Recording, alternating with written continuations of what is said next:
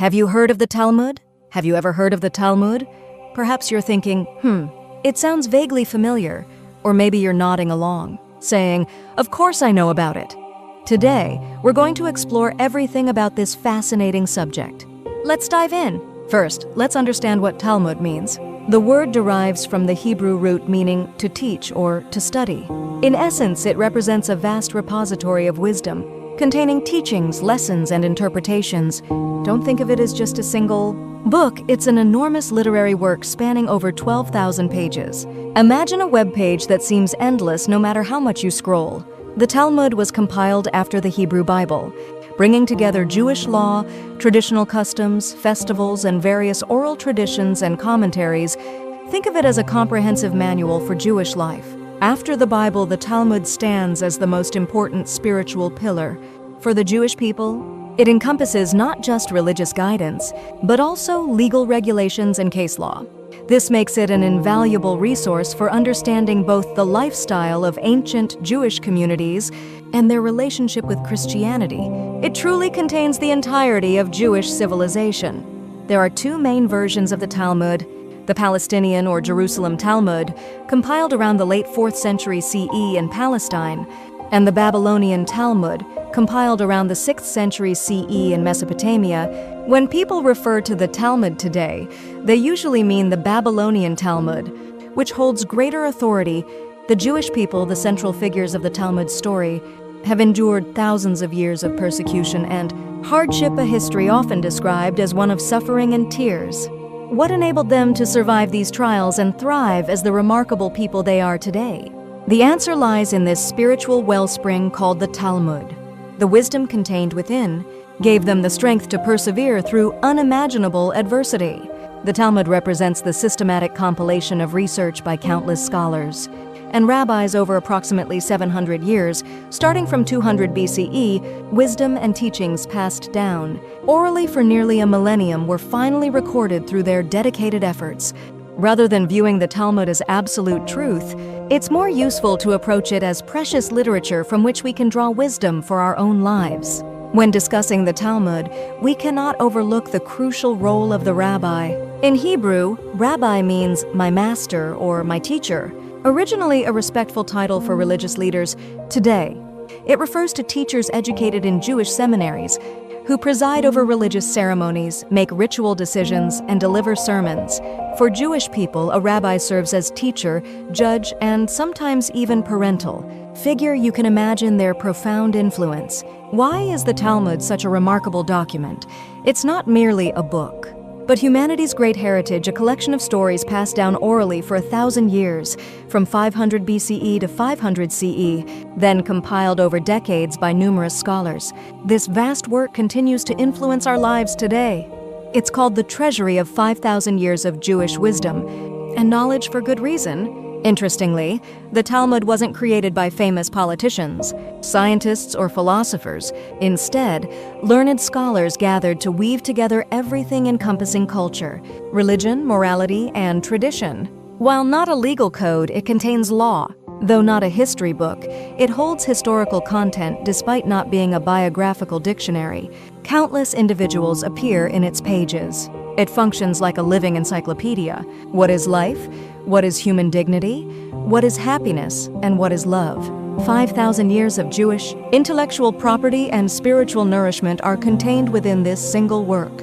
Isn't that remarkable? From this perspective, the Talmud is truly a valuable document and a magnificent mosaic of flourishing culture.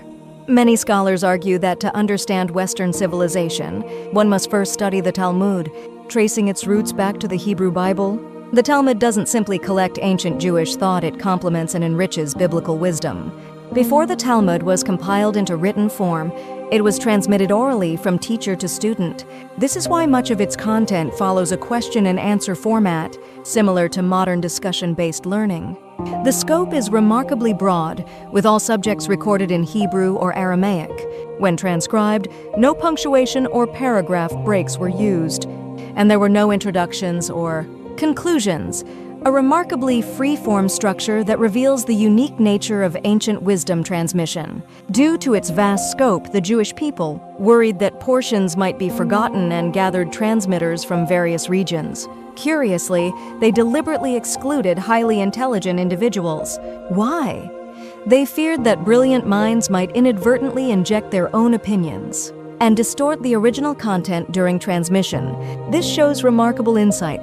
Through this careful process, the oral content was gradually compiled over centuries in various cities. Today, the Babylonian Talmud has gained greater authority and is what people generally refer to.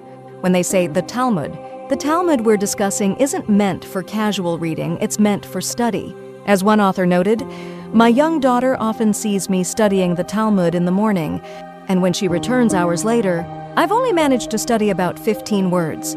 The Talmud helps us understand the true meaning of each word, enriches our life experience, and develops our thinking and discernment."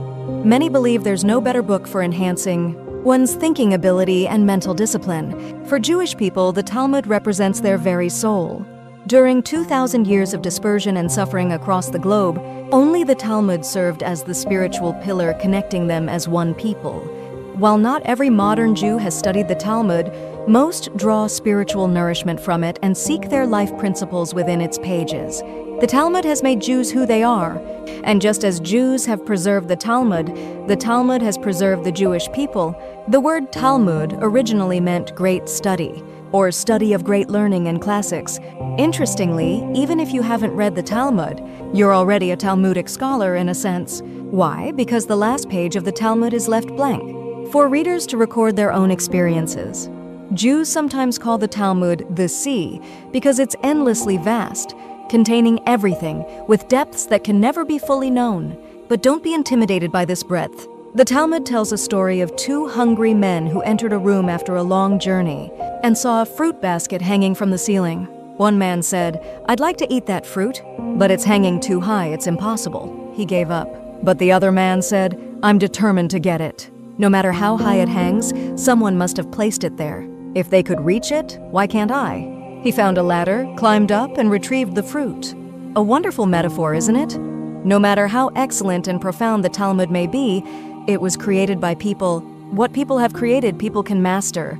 The key is persistent effort, climbing the ladder one step at a time, never stopping. Imagine gathering the world's greatest minds in one place and recording hundreds of hours of their discussions. That recording would be invaluable. The Talmud is exactly such a treasure. Reading just a few pages allows you to hear wisdom that world-renowned figures have articulated over centuries. Isn't that compelling? Through today's exploration of the Talmud, I hope you've gained some understanding of why this vast repository of wisdom is both the soul of the Jewish people and a precious heritage for all humanity. May the wisdom the Talmud offers enrich your own life. Until we meet again!